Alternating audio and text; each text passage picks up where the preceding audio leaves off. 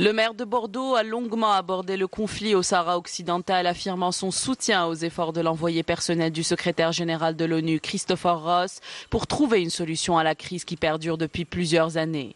Alain Juppé s'exprimait lors d'une conférence animée devant les étudiants de l'Institut diplomatique et des relations internationales et l'École supérieure des affaires en présence du ministre d'État, ministre des Affaires étrangères et de la coopération internationale Ramtan Lamamra. Concernant la Libye, Alain Juppé a souligné la nécessité d'accompagner le processus de paix en cours qui constitue selon lui la seule solution possible pour le dénouement de la crise libyenne. Il a salué d'ailleurs les efforts consentis par l'Algérie pour la paix et la stabilité dans la région.